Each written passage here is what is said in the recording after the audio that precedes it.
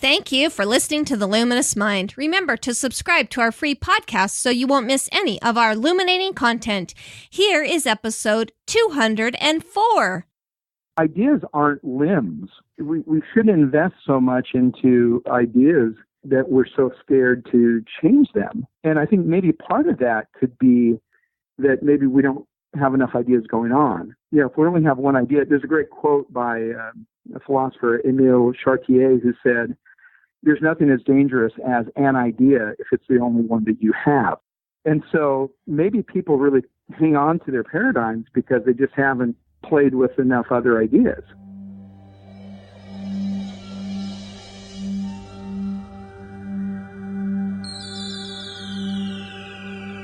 Benjamin Franklin once said, "Do not curse the darkness, rather light a candle instead."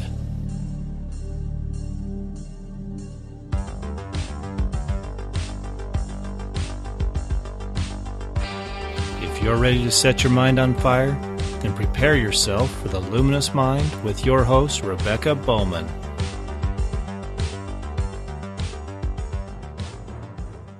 Today's fire starter is Adam Hansen.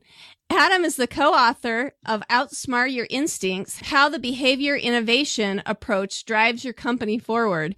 He's the vice president of innovation at Ideas2Go Incorporated, a leading innovation consultancy where he has served Fortune 200 clients for 16 years. He is a career-long student and a devotee of innovation and the proud graduate of the Fighting Russets of Shelley. Welcome, Adam. Thank you so much, Rebecca. This is fantastic. I'm really excited to have Adam on. He's got, even though it sounds like a company type of book, I think this is really going to fit well with education. Like the about section of his book from Amazon, just to give you an idea of what we're going to talk about, and then we'll work right into that. Before I get into any of that, though, would you just maybe start off by telling our audience a little bit more about yourself? Yeah, right on. I am the proud husband and father of 4, grandpa of 2. Our youngest child just turned 20, so we no longer have a teenager, which means I'm a very old person.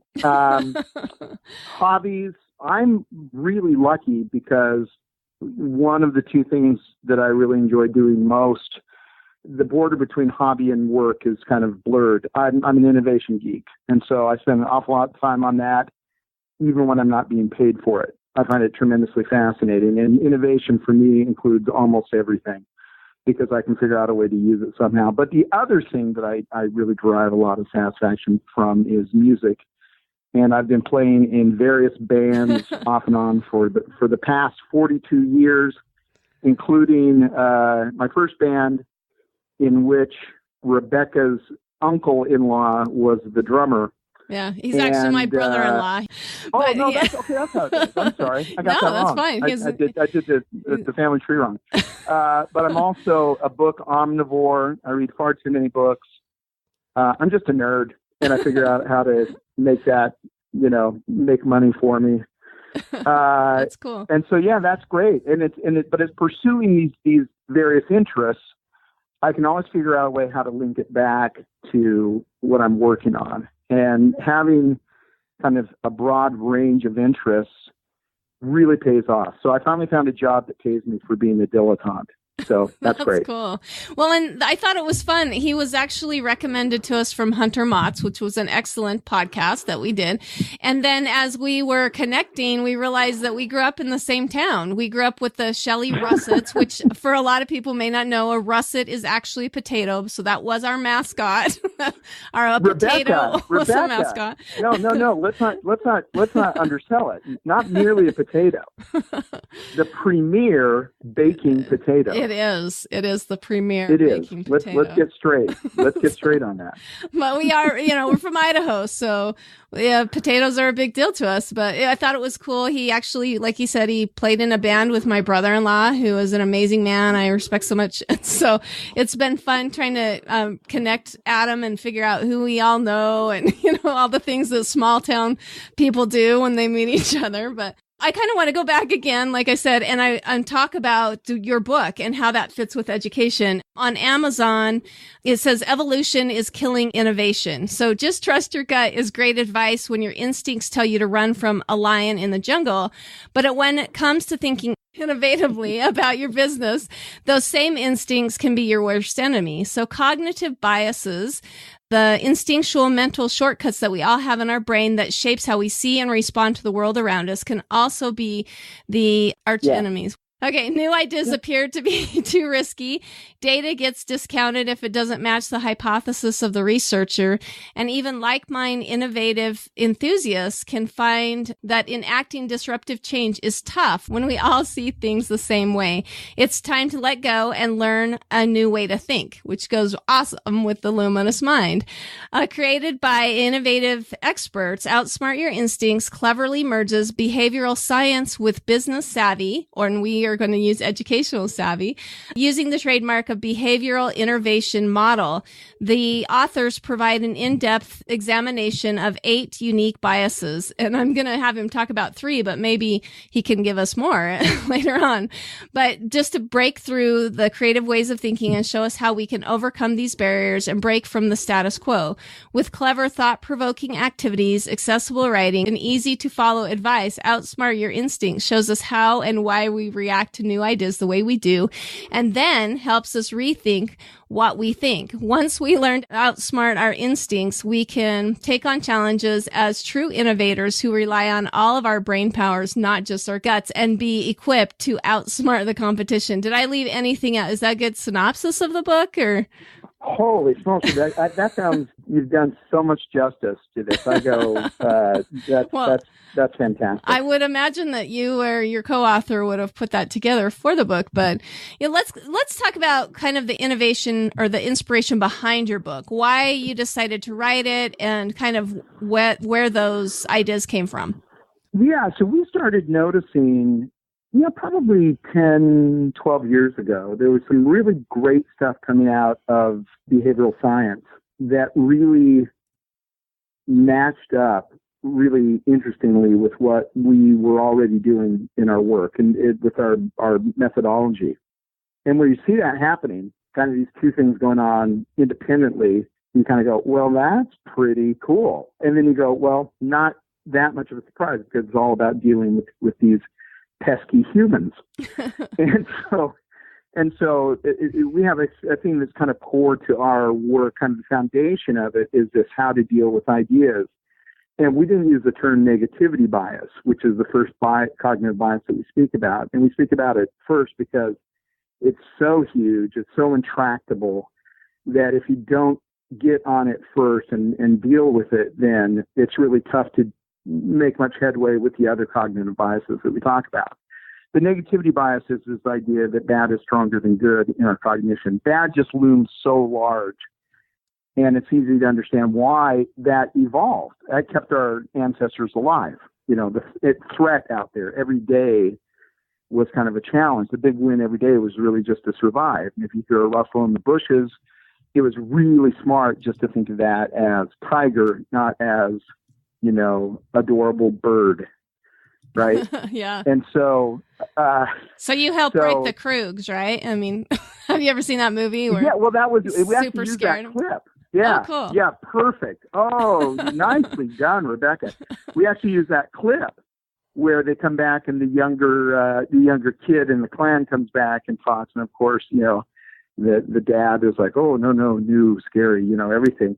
But that was really the reason why we have these cognitive biases, is because it was evolutionarily advantageous for them to come to the fore. They were really smart at a different time.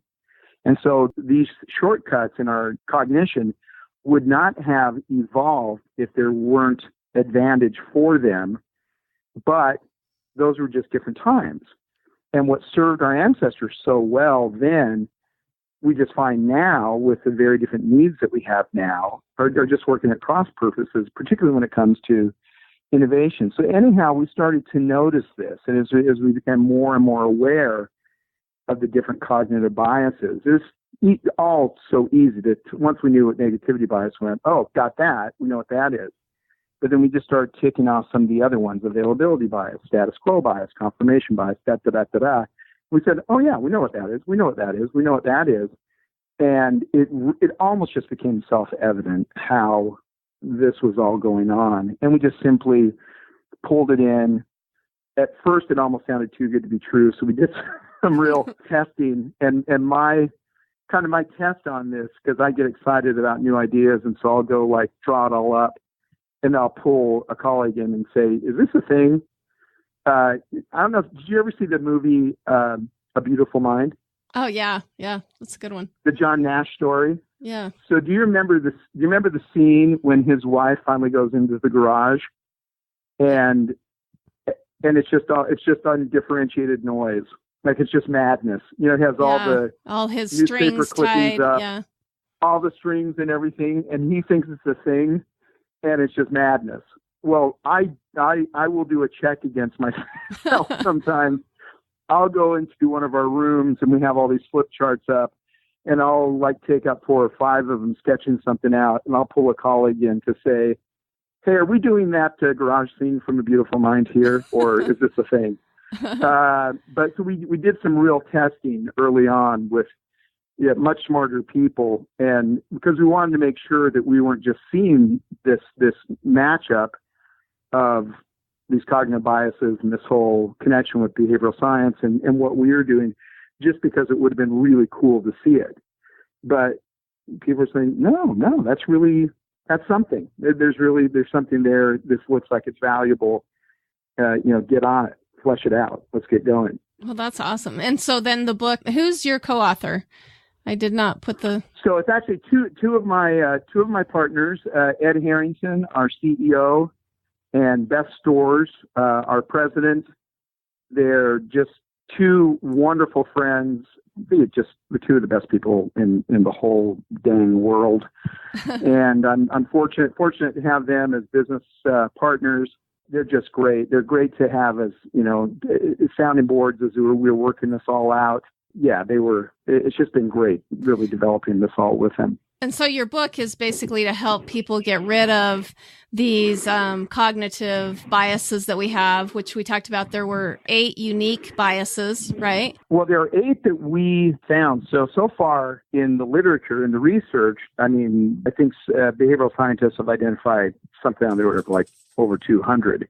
Wow. So early on, it was kind of like the challenge. Well, holy smokes, how do we start like picking which ones to talk about here? And we just started looking, and there was a much longer list earlier on, but we, through our own experience and just starting to have that idea of selection in our mind, we just started saying, okay, let's just kind of look at projects we're doing.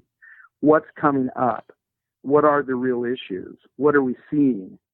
And then we'd talk about it, and we just did some iteration, and we want to look at, sure, we see other biases that pop up, but we felt that these were the 8 that were really causing most of the mayhem in innovation. And so, there are more that if you start to get interested in this area, there are more that, you'll want to become familiar with and start thinking about, because, it's like everything else. You can't really start tackling the problem until you're aware of it. And then with some consciousness and then some thought as to how you might mitigate the harshest effects of some of these things, then you can get past the automaticity. They're just so reflexive, and they're just happening not because you're choosing, but because they're hardwired into us, and they're the echoes of, just thousands of generations. And the reason why we put this together in the book is because innovation should be this great experience. If you're not having a great time doing innovation, you're doing innovation wrong. And we really want to liberate people to do innovation better. And I've just been lucky to do innovation for my whole career. Anything that I can do and we can do as Ideas to Go to make innovation this really rich, rewarding, satisfying experience, no matter how much time you're going to spend at it in your career or whenever you're doing it in education, anywhere. Innovation is something that more and more of us really should be participating in. Yeah. And because it's part of our birthright. And so you don't want to have unnecessary battles. You don't want to have this unnecessary baggage holding you back. And so with a little bit of awareness of what these things are, some simple tools and a framework, And then plus, if you can have someone with you who also knows what's going on, so you can have a little bit of joint accountability, and then you can kind of link arms and, with a little bit of, humility and, a little bit of a sense of humor about it, go about it together, then that really can make all of the difference. Yeah. Well, and I mentioned that this was a book that you wrote for business people and for innovators in that realm. But really, I really believe that, we talk a lot about homeschooling or self-education on this podcast. I think once you start delving into that, it starts uncovering a lot of different areas of our lives. You know what I mean? It's like peeling an onion, there's just layer upon layer that is all connected. And that's what I feel like with your book, that it's all kind of a connected thing. Yeah, absolutely. Yeah. Just going to say, many of our, part of our process is to use our panel of creative consumers, and they are not innovation professionals. They're just really creative, normal people, and they lead lives of, some of them are actors, writers, but real estate agents, small business owners, some are stay-at-home moms, some are, whatever. And, we got them all a copy of the book, of course, because we love working with them, and we thought, oh, hey, take a look, you can check this out. And it's been really gratifying to hear them say, hey, we know the audience you wrote this book for, but we're finding some real value in this as well for what we're doing.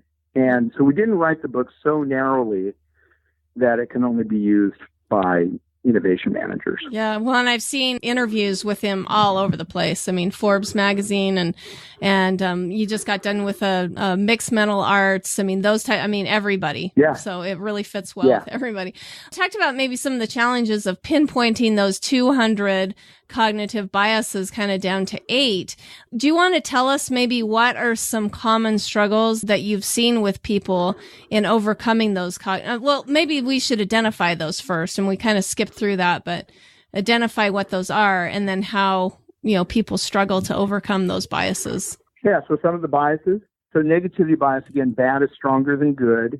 And so that's our starting point. It's always easier when a new idea comes up. Our default mode is straight to go to what isn't working in it rather than, oh, here's what's cool about it. Yeah. So it's always easy, even if we're very positive people. I'm very cheerful. I'm very positive. That doesn't matter. The thing about the cognitive biases is it's not a question of some people having them and others not. No, to have them is to be human, or to be human is to have them, rather. Yeah. And so negativity bias is the one.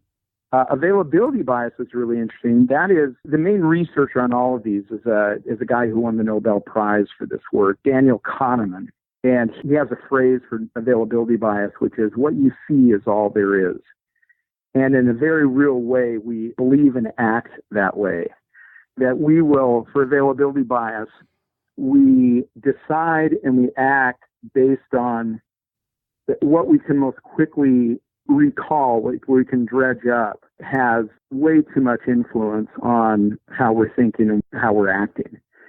And what we can most quickly recall isn't necessarily either the most representative information or variables, nor just the most helpful. And with simply just a little more time, just a little more reflection, or even, we have this crazy internet thing, spending all of 3 minutes just to get some additional input can really make all the difference in the world. So availability bias is just getting past, just that, again, that quick, that automaticity. So one example of availability bias is this great cartoon of a man and a woman, sitting on a beach smoking while they're eating, super fatty sandwiches and, French fries and everything, and looking at the people in the water going, oh, they're kind of dumb. A shark might get them. Now the incidence of shark eating, biting a human in the ocean is ridiculously low. The incidence of someone dying from a horrible diet, we know, is much, much, much higher. Yeah. But because, people dying from bad diet isn't quite as scary, quite as, attention, top of the headlines and everything as shark attack, it's not going to be, quite as instantly, it's just not in our face as much. And so it kind of reminds me of how we're moving in our country. I mean, we're all scared of terrorist attack, but really, I mean, those a few, a few every decade. I mean, not that that's not a big deal, or a few every few years. But the scariest thing is really getting in your car because there's, I mean, anyone can be in an auto accident, but we're not worried about that. We're just worried about all these terrorists coming to get us. Yeah. Well, and even fear of flying versus fear of driving. Yeah, exactly. And the safety record on airplanes being much, much better than the safety record in, driving a car. Yeah. So, I mean, exactly. So that's availability bias. Confirmation bias is the idea that once we've made up our mind, or even are kind of leaning towards something, which the research shows you really have made up your mind, you just haven't fully acknowledged it yet. Any information coming in that confirms that, we're just going to totally glom onto. And any information coming in that is disconfirmatory, we're going to somehow figure out why that doesn't apply. And we'll go to great lengths to figure out why that doesn't apply. And we'll do things like, well, I understand how under normal conditions, that might work here, but here's why that doesn't make sense, this time. And again, with all these biases, the tricky part is these are all non-conscious. And so when they occur, we come up with really smart ways of talking ourselves into, how we're acting and how we're deciding is really smart. And of course, it's not really. So, so that's confirmation bias. Wow. Well, that's 4. Should I go on and just? Yeah. So then the curse of knowledge. Once we're expert in something, we think we can place ourselves back in a position of being entirely naive to our subject. And we can't. Our version of the most dumbed down starting point for that subject is already at like a 301 or 401 level. But it's been so long since we've been there that we can't remember what the very most rudimentary faltering steps were for that. And so we really have to make extra effort to try to bust through that and try to explain it to people who are totally naive to our subject. And so it can really be a hindrance, particularly now as you're talking about homeschooling or any kind of educational effort. It's so easy to assume away prior knowledge. And we're just not, it's like, how can you not get that? Yeah. I mean, especially when you're teaching your own children, you're like, why don't you know this? How come it takes you 4 hours to do these math problems? So anyway, it doesn't get any easier. Yeah. And it's been so long since we had to do that, and maybe we've even blocked, our own personal trauma, and so that's what's going on with curse of knowledge. Status quo bias it's different from negativity bias. It's related because they're both tied to loss aversion. But the key difference is, so status quo bias is just that. The bird in the hand is always preferred to any change.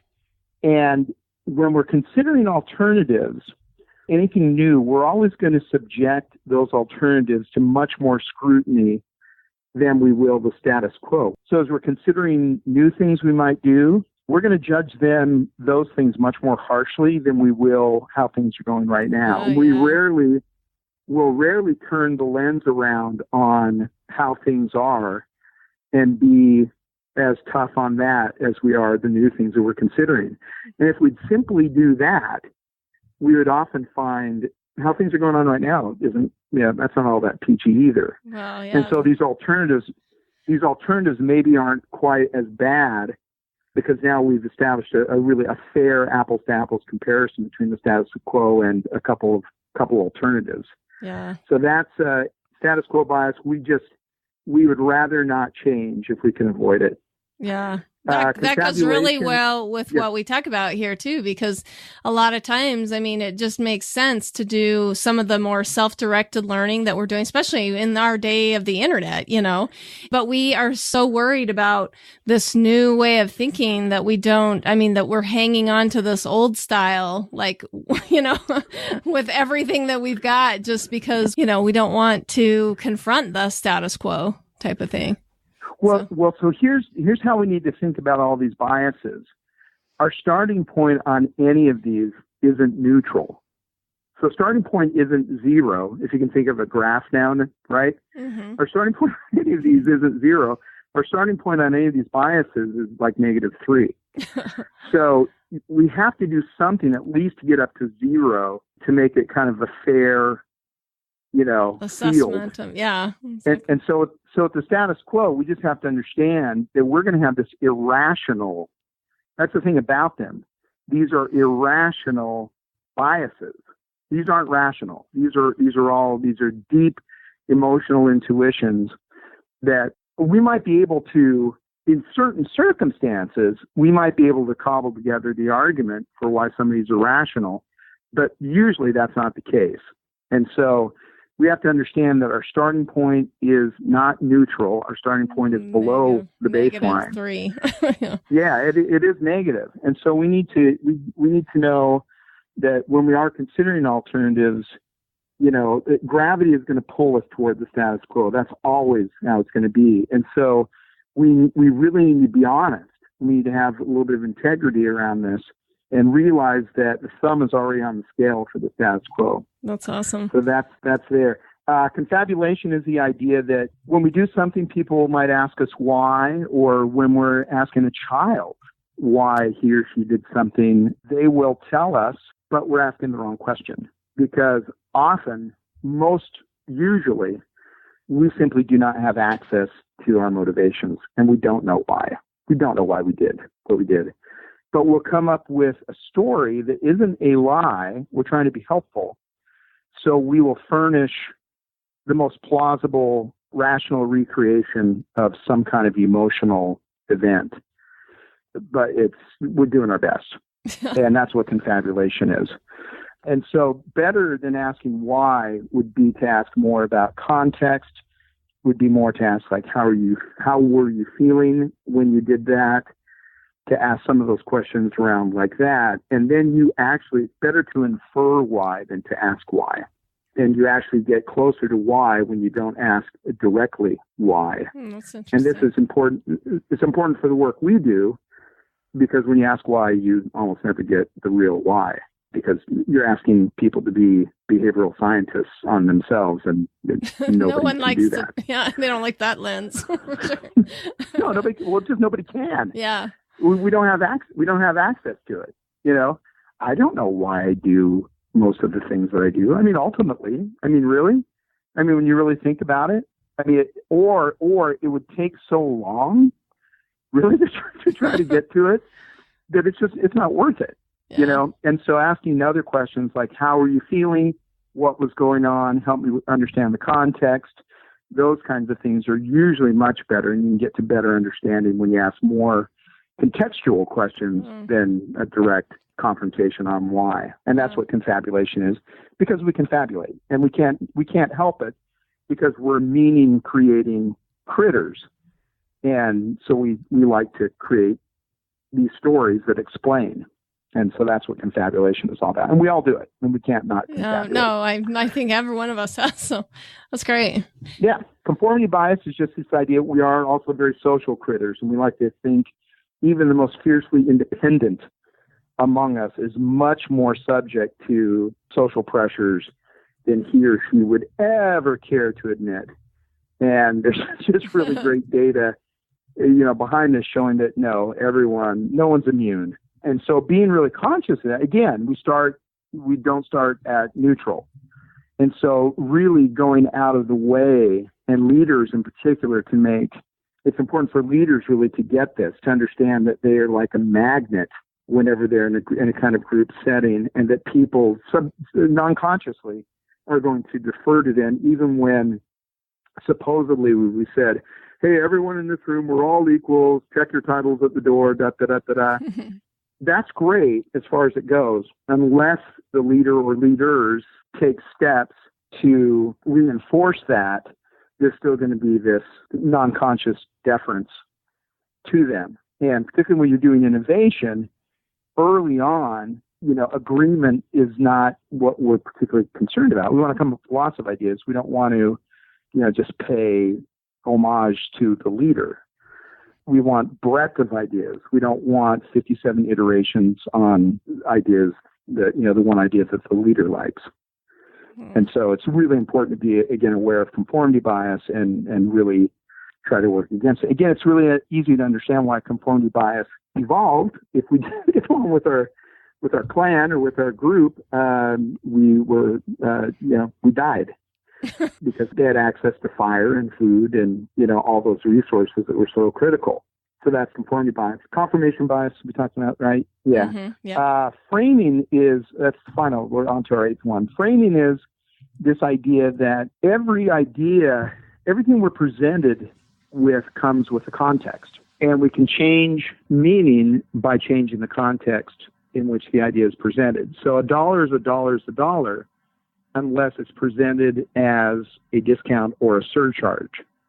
When it's a surcharge, we think about very differently than when it's presented as a discount. People love discounts, and they're not particularly thrilled about surcharges. Exactly. And so that's just, but still a buck. I mean, a buck is a buck is a buck. And so if we were strictly rational critters, which so many people tried to make the case for so many years, who cares? $1 is $1. And you can call it Fred or Wilma. I don't care if you call it a surcharge or a discount, it's still $1. But the research shows that clearly, there's a massive difference depending on how you frame it. So being conscious of the errors of framing and realizing that the context in which ideas are presented really does make a very big difference. And so in the book, we do a particular visual exercise that maybe some people have seen before. And we actually, there's kind of a fun thing we do before it, actually to prime and do some framing that I won't give away anymore because it's just kind of fun. Before we go on, let's listen to this message. Imagine how relaxed you'll be lounging in a hammock from the Teton Hammock Company. The folks at the Teton Hammock Company create the best hammock camping gear on the planet. Not only do they use their hammocks during the lazy days of summer, but they have engineered and tested their gear in the harshest of conditions so you can be comfortable in any kind of weather. All of their gear comes with a limited lifetime warranty and are made of the highest quality nylon and polyester ripstop fabrics, and their quilts are stuffed with industry-standard water-resistant down for the most comfortable night's sleep you've had in years. If you're like me and sleeping on the ground sounds like something for barbarians, then head over to www.tetonhammocks.com and hang with the best. At checkout, use the code LUMINOUS10 for an additional 10% off your order. Happy hanging!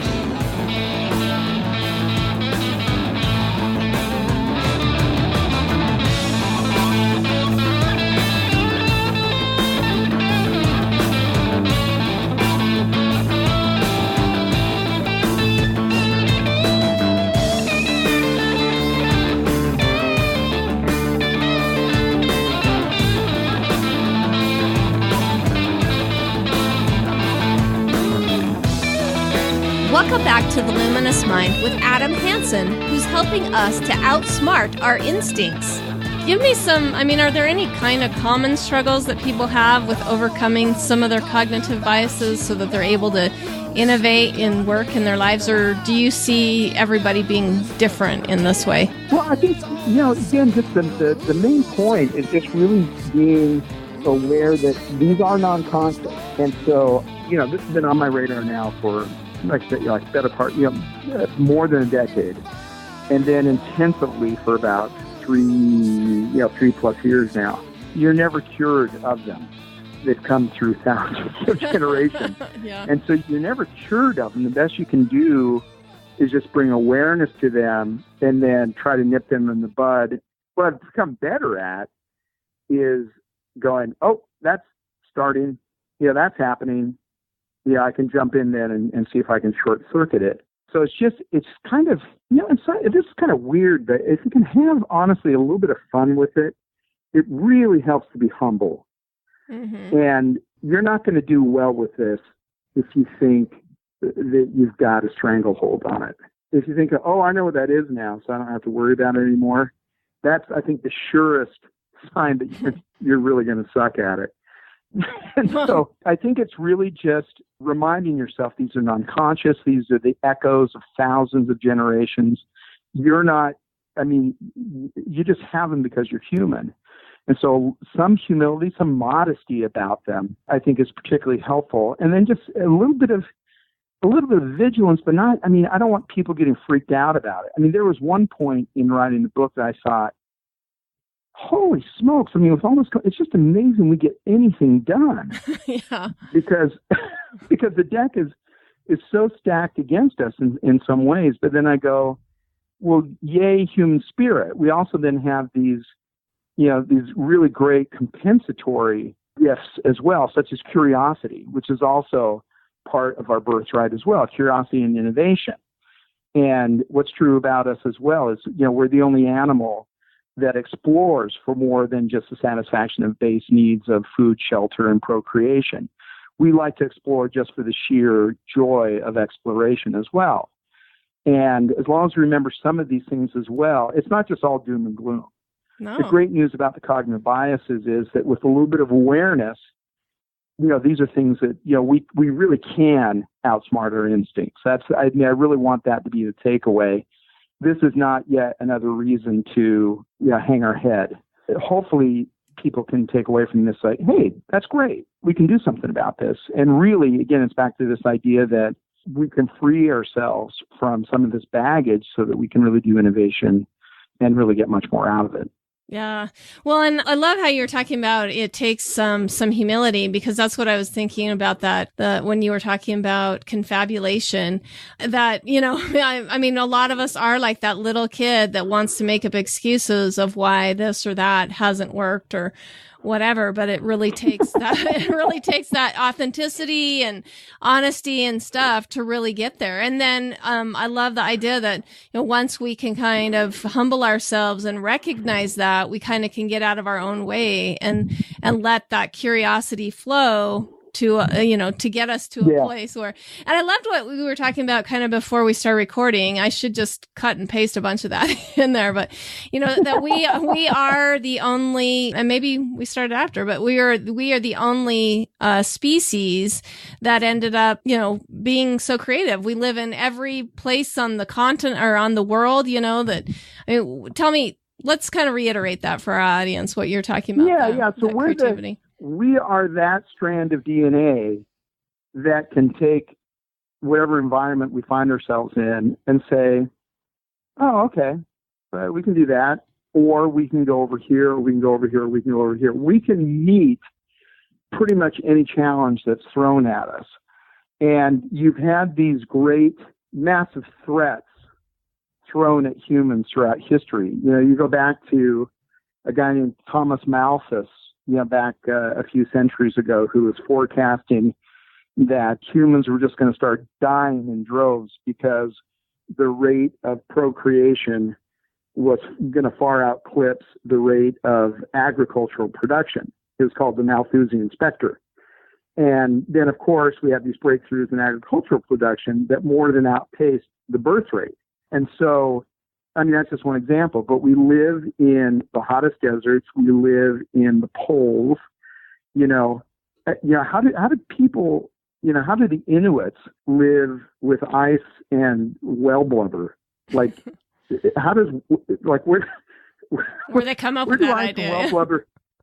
Where do ice and well blubber fit on the food pyramid, or now the plate? How does that work? And how are they not all dying, by the time they're 20 due to malnutrition? I don't know how that all works out. But again, we are that strand of DNA that can hack pretty much anything. And so we have some very real situations that we're facing now. And it's appropriate to take all these situations seriously and not to be so glibly optimistic that we go, oh, yeah, no problem. And that we have no obligation to get serious about them. But to go to the other extreme and just say, oh, we're just horribly, we might as well just quit.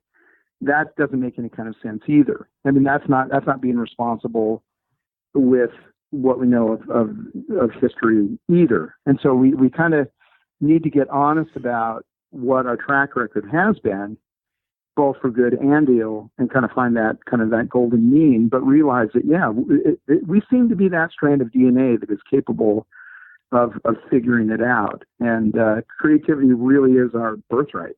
Yeah. Yeah, especially when we add some humility to that. I mean, I think I'm coming back to that again of what you were saying. I think that, it takes optimism, but some humility of like looking at us and going, looking at the history of where we've been and saying, yeah, we haven't made the smartest choices. And how do we move forward, in a more creative, loving way than what we've done in the past type of thing anyway. That's Absolutely. what I was getting out of it. Well, let's talk about your paradigm change, coming from Shelley, Idaho to where you're at now in your work. We were talking about that. I mean, sometimes the small town attitude is hard for creativity and change too. but anyway, I want to hear about that. Well, folks in Shelley put up with me, and I thank them for that. Wonderful experience, obviously. I would say, for me, the tagline of the show about, just changing the paradigm with time and experience, I think it comes back to humility. And I think Hunter Motz mentioned in his interview with you a book that I had mentioned to him by Ed Hess called Humility is the New Smart. Right. And I think humility really is the move. And I don't understand why anyone, that to me is so non-controversial that I just kind of go, like, make the opposite argument. I really want to hear that. Humility is just being open. Humility gets back to the idea. So, Rebecca, I don't know if you've heard the term naive realism, but naive realism is this misperception that how I see the world is how the world actually is. And we know that that's just horrendously wrong, because we are individually are very finite. We can only take in, kind of a small fraction of reality. Now, that doesn't mean that we can't get enough of reality that we can make some smart decisions and we can operate, pretty well, pretty successfully and everything. But we need other people. We are much smarter than me. That's why we are most successful when we operate socially. We operate as a group. And so humility is just, to me, is just like the most obvious kind of scientific first step. I mean, it's just being minimally empirical and saying, yeah, I don't have it all. Yeah, I don't even have much of it. And so I need other people. I really need other perspectives, because I don't even remember much of my best thinking. And so my paradigm changing, ideas aren't limbs. We ought to be, we shouldn't invest so much into ideas that we're so scared to change them. And I think maybe part of that could be that maybe we don't have enough ideas going on. If we only have one idea, there's a great quote by a philosopher, Emile Chartier, who said, "There's nothing as dangerous as an idea if it's the only one that you have." Yeah. And so maybe people really hang on to their paradigms because they just haven't played with enough other ideas. And so the one idea that you have becomes so precious because you're operating from a position of lack. And you don't want to be there. You want to be operating from a position of abundance. And so just play with ideas more and don't become so, tethered to just kind of this one thing. You think of ideas more as software and not even the operating system. I mean, you're the hardware, maybe some foundational beliefs that you have that you're really, ready to, kind of go to war about, metaphorically, not literally, are kind of like the operating system. But then every other idea is merely just a program that you're running right now. This is now, okay, I'm now running Word. In a moment, I'm going to be running Excel. Later on, I'm going to be running, PowerPoint or whatever. These are just pieces of software that I'm choosing to run right now. They are not me. And so again, ideas aren't limbs. Yeah. If you lose the idea, you're not losing a dang arm. and so you always ought to be ready to upgrade. And you should never become overly content with what you have right now. Yeah. It kind of reminds me of like Tarzan through the jungle, of how he uses limbs or vines as he's swinging through the trees. He has to let go of one to grab the other one, but he may come back around to that other limb or that other vine, right? I mean, that's right. But then there's a very practical reason for it, right? Yeah. And so ultimately that's the test of any idea is what is its usefulness? What's its practical value in a particular context? Given this moment, what does it bring to the table? Yeah. Well, in life, it would be like really true principles, like being honest or having that humility. Those are going to serve you well pretty much in any situation. You know what I mean? In any situation. Yeah, that's right. Absolutely. That's when you can come back around and go, okay, that's a true principle because I can use this in a variety of different ideas and ways or whatever. But to just hang on to it. So in this is not, in nowhere is my argument for complete aperspectival madness or absolute relativism or anything like that. No, there are certainly some sturdy foundational things, but in my metaphor of software and everything, that's probably like the OS. But even you land on an OS, you'll get the occasional upgrades to the OS. It's still the same OS, but maybe you need to upgrade the OS every now and again because the OS can even become better. Oh, that's great. Great thought processes. Lots to ingest there. I love it. I want to hear maybe some feedback that you've received about your book and how it's helping others be more successful. And I guess that goes with mentoring, right? Well, yeah. So I guess I'll get this. What we really hope for is that people are going to find the book is just really usable and practical. And we said, well, hey, look, too many business books are bought and never read. We said the book has to succeed as a book. People need to read it. And so what we found is that people, and again, the feedback is that people beyond just our immediate target audience are getting some real value out of it. But what's great to hear is that people are finding some of the exercises that we put in there. Here's what the bias is. Here's how you can overcome it. Here's a little creative exercise you can use to get over it. The creative exercises are not tough. They're not highfalutin. We've done everything we can to demystify this process. We get to work with these really great companies and everything.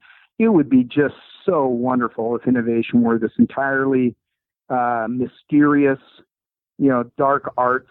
I really need a Harry Potter wand or something. I really should have a black cape. I should have a black cape somewhere. We really should, really have very obscure lighting in our facilities and everything, and a fog machine somewhere. No, we're not that kind of people. We really want to make this open and just really, we want people to be liberated to do this. And the great feedback is so far that people are finding it. You don't have to be an innovation geek like me. Goodness gracious, that's good because, come on, it'd be insufferable to have too many of us running around. But you don't have to be this passionate innovation geek to get some good value out of it. That's great. And like I said, I can see it working in so many aspects of our lives, like we talked about with the Tarzan, just running through the vines of being able to push through some of those preconceived notions. It kind of reminds me of I've done some study on mental health with depression and stuff like that. And they talk about how, you never really overcome that. It's just in there and you learn how to work with it. And that's kind of where what I'm getting with this book is that, we have this, I don't know, just a bunch of instinctual things that are kind of ingrained in us, but to just help us recognize that it's there, it can help us work with it and not against it, not that it's holding us back, but yeah. Awesome. Well, I want to hear what you're doing with your company. We just said ideas to go. I mean, do you help people come up with ideas and then how do you serve people in that capacity? Yeah. So Rebecca, I don't know if you've heard this, but maybe if you have someone in your audience, a lot of people have heard this idea that for every product that appears on a shelf some point, so, hey, brand new shampoo or brand new whatever, for every new product at some point earlier on, there were 500 to 800 ideas. Have you heard anything like that? Yeah, I have. Yeah. So we're the 500 to 800 ideas people. So we're the people who make that happen with our client companies. But then we don't just leave them with hundreds of ideas. We then take them through a process. So working with our creative consumer panel and the client team, we'll spend one full day coming up with hundreds and hundreds of ideas. And yes, that is an absolute blast. There's so much energy. We'll have 8 creative consumers. we'll have 8 to maybe 12 people from the client company, and we just get at it. And our facilities are designed for this. We have, higher ceilings, bright colors. It's just a really fun space. It doesn't feel all, corporate and, unimaginative. And so we do that, and we have various creative exercises, and it's all just very, very just fun, productive. And just help people break through those ideas, correct? I mean, fully vet them. And it's just extremely energetic. And in hour 8, as many ideas are still coming in as in, at the very beginning. That's cool. And so at the end of the day, people are, probably a little tired, but everyone's really happy and smiling. And so we know that, that was a successful day. But then we excuse the creative consumers, and then we just work with the client team. We call that down then. So it's diverge first. So that's just kind of an overall guideline for your audience. The best way to get good ideas is first to get lots of ideas, because then you're going to start to consider things that you never would have otherwise, right? And that's what you really want to get to. You're really getting to good stuff when you go, oh, wow, that kind of idea even never would have occurred to me before. But because we're coming up with so many ideas, now I get that notion, this notion of the adjacent possible. This now becomes a possibility to me that wasn't even on my radar before. Wow. And so that's really where really great stuff starts to come together. So that's really diverging to come up with a lot. But then you want to start to converge. And then you say, okay, we have all these ideas. Surely we can't develop all of them. So what do we want to be thinking about to pull the best ideas forward? So we establish some really smart criteria. What should be true of the ideas that we pull forward now? We go back over the hundreds of ideas. We have them all captured in our database, and it's just simple click voting. And you can actually go through 800 ideas pretty quickly. You can go through 800 ideas in about, anywhere from an hour and a half to 2 hours and pull forward. And then by that next day, we're usually we get into concept development. And by the end of the day 2, then we're usually down to, about a dozen to 15 fully fleshed out concepts. Wow. That we're then moving forward. So do people come to you, or do you do any consulting online, or how does that all work with the companies? Yeah, mostly they come to us. We have 3 facilities. I'm in our Morristown, New Jersey office. We have an office in Orlando. Their power is back on, I just heard from a colleague from the hurricane. And then our headquarters are in Minneapolis, where the company was founded 38 years ago. But then in any given year, we'll also do work in other cities in the country and internationally. At the end of last year, I did a project that took me to Munich, Shanghai, and Sao Paulo, in which case we'll then find creative people in those countries as well and work with a language partner in those countries as well. And so that's always very fun also. Oh, it sounds great. It sounds like the company is really growing and that people are seeing the need to vet ideas with professional innovators. We're just having, it's just really more fun than humans should be allowed to have. That's great. So what habits do you feel like are really important to help people feel or be really successful in innovation? Their personal habits. So here's I really like thinking about that. So here's one. I want to give one that isn't just obvious and you haven't heard again and again. So here's one that I'd give your listeners, and that is keep searching for the interesting intersection. And that is, I think, so our book took behavioral science plus innovation, and you have Outsmart Your Instincts. Look at where value is being created more and more, and I think you'll find it's at the intersection of 2 or more non-obvious domains, right? Yeah. And so, Uber took taxi plus location services on a smartphone. What can I do with that? I mean, I'm just imagining what might have been the start of what ended up being Uber. Yeah. Right.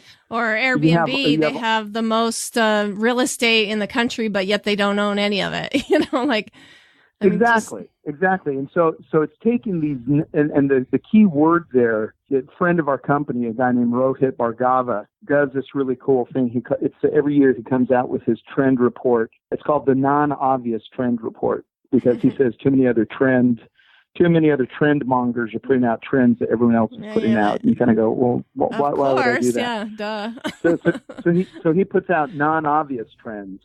And that's what you want to do. And so for anyone doing homeschooling or any other innovative educators, think of non-obvious intersections with education. And what's wonderful about our mind is that you can smash associate any two ideas and just play with it for a bit and see where it can go. And that's actually one of the exercises that we use.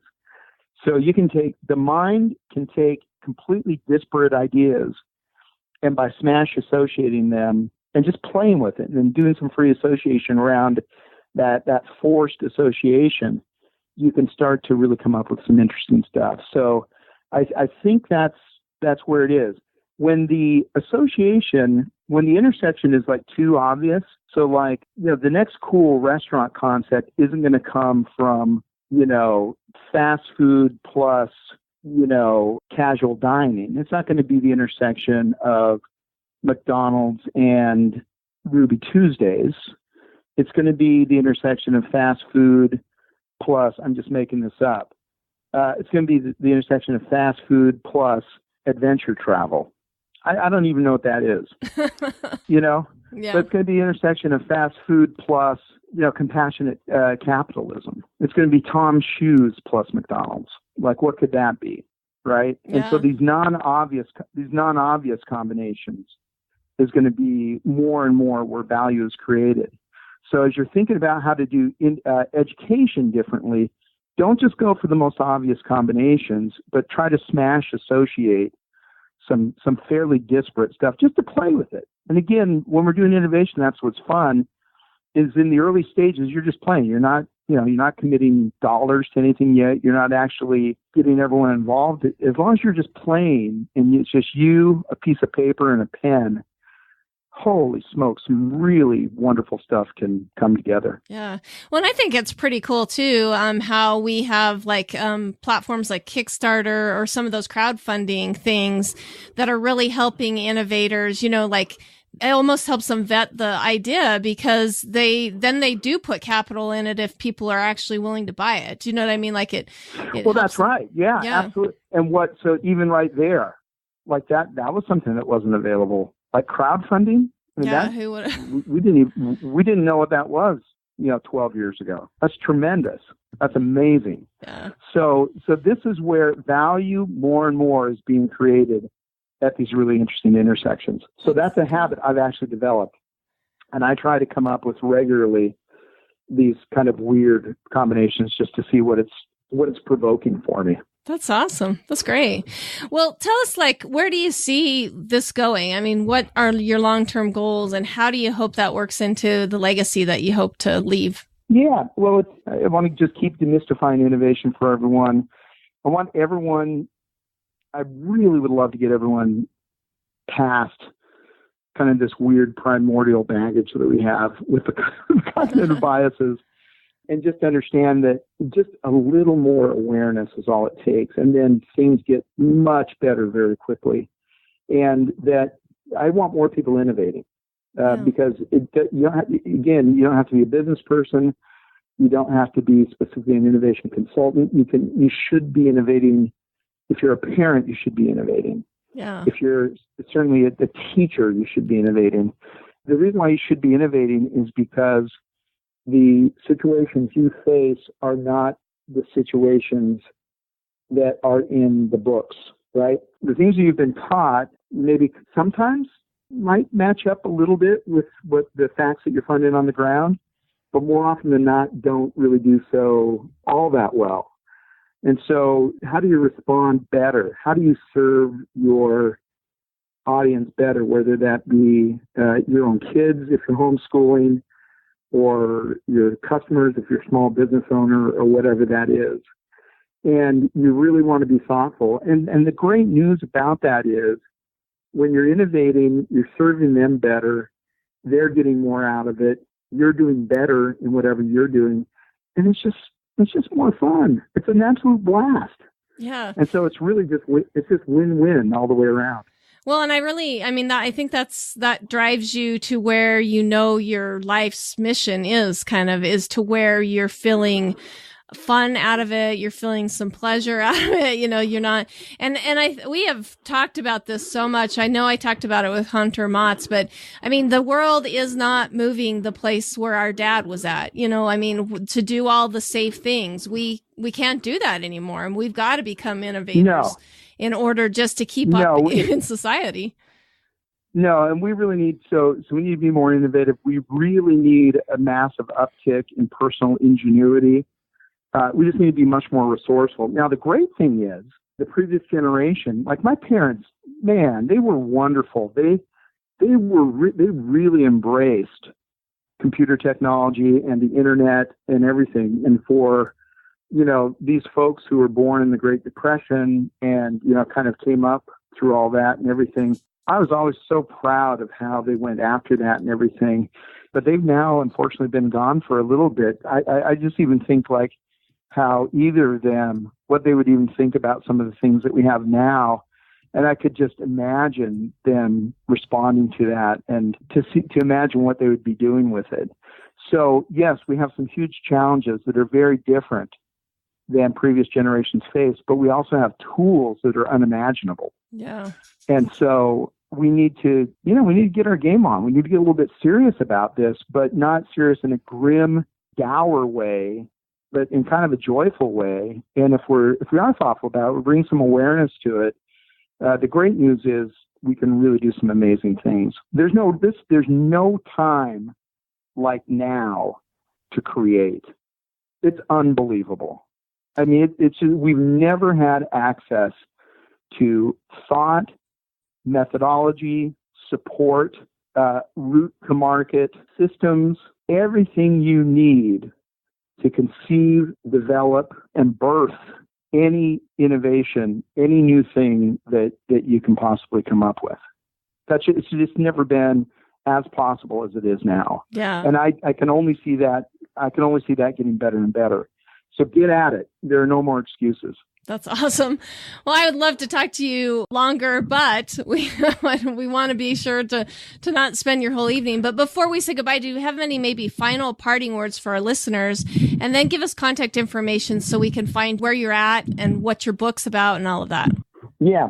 I want to challenge your audience. Think about where ideas are coming from.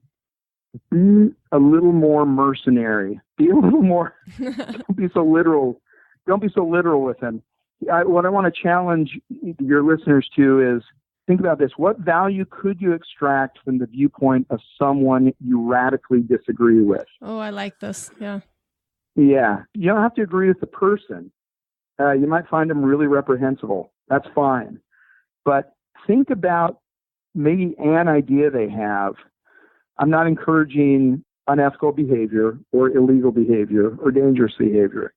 But take a step back and see if you can separate some of those feelings, some of those intuitions that you have, and really use just that as stimulus and see if you can actually extract value even from the most unexpected places.